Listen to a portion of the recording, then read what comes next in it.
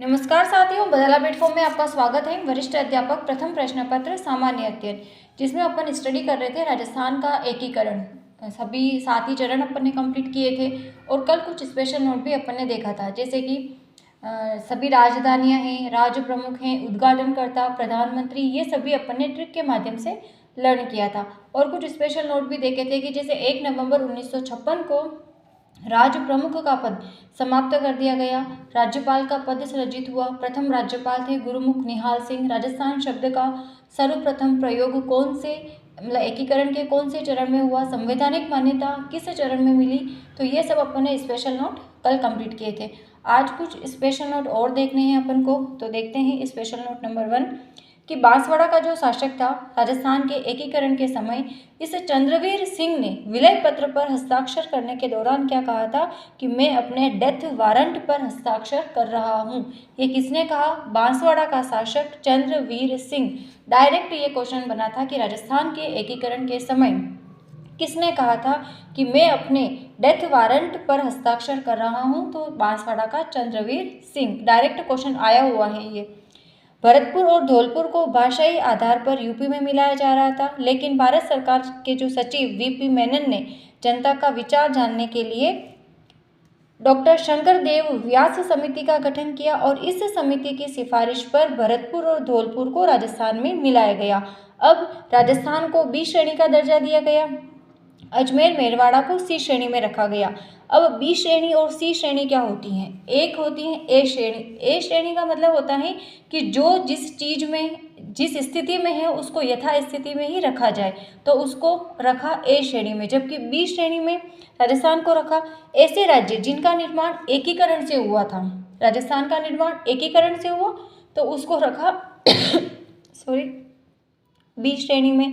जबकि सी श्रेणी में ऐसे राज्य जो ब्रिटिश सत्ता में चीफ कमिश्नरी स्टेट थे, ठिकाने थे, तो कोई अजमेर मेरवाड़ा को किस में रखा? सी श्रेणी में।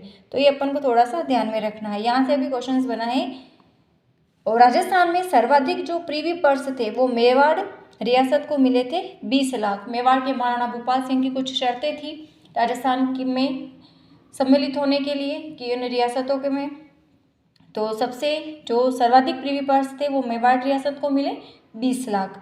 अब पी सत्यनारायण राव समिति के अनुसार विभागों का आवंटन हुआ, कुछ विभाग बने और पी सत्यनारायण राव समिति की सिफारिश पर ही जयपुर को क्या बनाया गया? राजधानी बनाया गया। कौन कौन से विभाग कहाँ कहाँ बने? तो यहाँ से भी क्वेश्चन बनता है कि विभाग किस समिति के अकॉर्डिंग आवंटन हुआ था। तो फर्स्ट न्याय विभाग जोधपुर, शिक्षा विभाग बीकानेर, वन विभाग कोटा, कृषि विभाग भरतपुर, खनिज विभाग उदयपुर। युगल, ये ऐसे ही स्पेशल नोट है, युगल किशोर चतुर्वेदी को राजस्थान का जवाहरलाल नेहरू या दूसरा नेहरू कहा जाता है। तोपों की सलामी से वंचित रियासतें शाहपुरा व किशनगढ़ थी। जोधपुर का जो हनुवंत सिंह है वो भारत की आज़ादी के दिन काली पगड़ी पहन करके शोक दिवस मनाने वाला शासक था, जोधपुर का हनुवंत सिंह। तो ऐसा क्वेश्चन बना हुआ है कि काली पगड़ी पहनकर शोक मनाने वाला कहाँ का शासक था? कौन था? जयपुर का हनुवंत सिंह।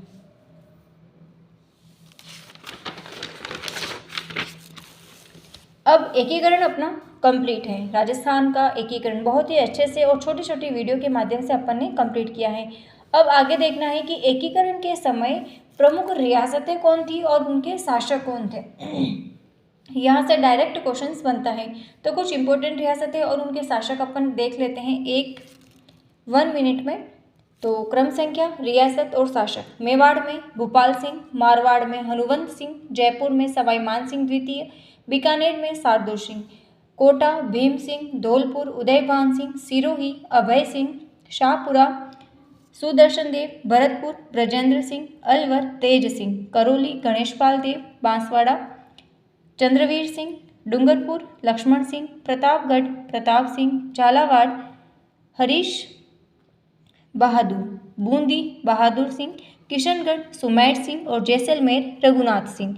तो ये अपन ने देखी हैं 18 रियासतें और उनके शासक। ओके, टोटल 19 रियासतें थी और उनके शासक थे। यहाँ पर अपन ने देखे हैं 18 रियासत और उनके शासक। तो ये अपना जो राजस्थान का एकीकरण है वो एकीकरण कंप्लीट है। कल अपन इसके ऑब्जेक्टिव क्वेश्चंस करेंगे। तो मिलते हैं कल की क्लास में, तब तक के लिए जय हिंद, जय भारत, जय जय राजस्थान, धन्यवाद।